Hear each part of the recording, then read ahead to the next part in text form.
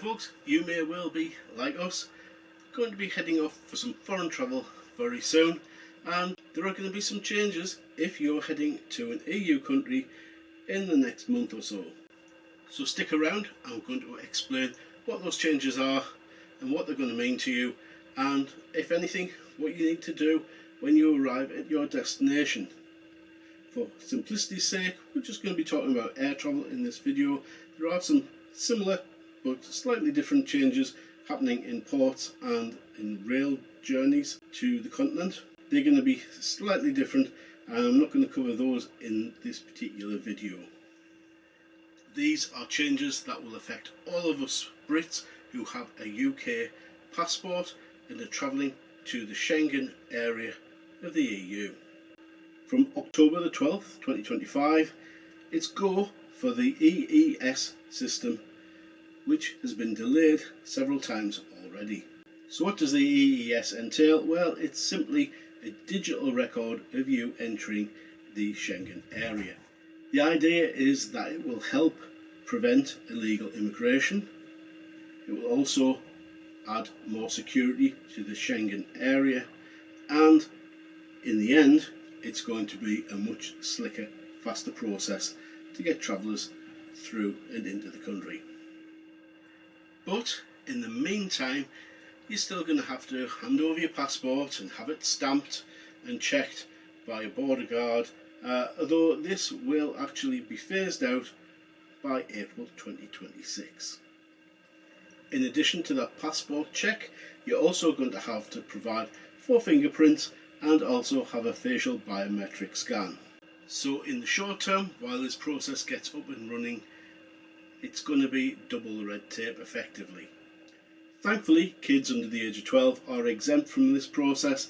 Can you imagine the delays at arrivals if you had a tired and twisty toddler who refused to have their fingerprints taken or have a facial scan?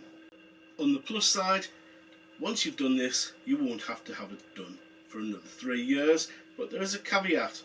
If you're like me and your passport expires before those 3 years are up, then you'll have to do it all over again when you get a new passport. After that initial scan and having your fingerprints taken and all the rest, everything should be much slicker.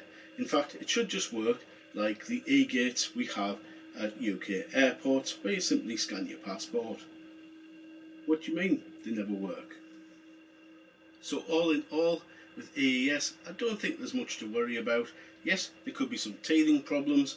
However, because the system has been pushed back several times now, I'm hoping that they've got all of those bugs well and truly ironed out.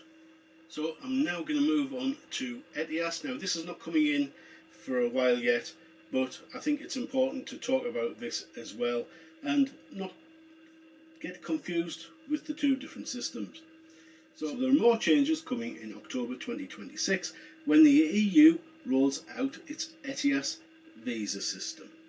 Essentially, ETIAS is going to be pretty much the same as the American ESTA or even our own ETA visa system, which we have here in the UK for foreign nationals coming over here. This is a paid visa, and unlike the EES system which you do on arrival, you must, I repeat, you must do this before you travel. So it's filling out an online form before you travel to the EU Schengen area. I'll repeat, you must do this before you travel.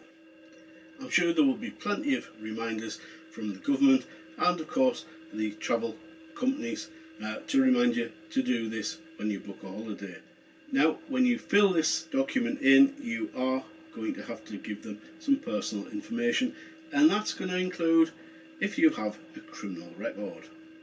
I'm assured that this is going to be a very straightforward document to fill in. It's going to cost you €20, that's what, £17 approximately, and like the EES, it's going to be valid for 3 years. But again, here's that caveat, this is important, it's only valid until your passport expires. So if you have less than 18 months on your passport right now, perhaps it's worth renewing it sooner rather than later, and then when this system comes in, you'll be renewing it on a passport with many years to go. One interesting fact I did find out, between October 2026 and April 2027, it may not be mandatory for you to apply for this visa. There's a caveat: you must meet all the other criteria to enter the country. To be on the safe side, I'd rather pay that €17, £20, rather than risk my airline taking a completely different view and not letting me board the plane.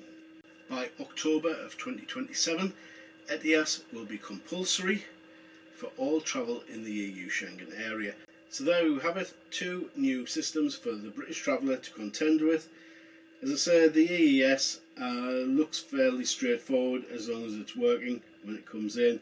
And the ETIAS, well, that's still a good way away yet, but something that you should be prepared for and plan ahead for should you be travelling next year.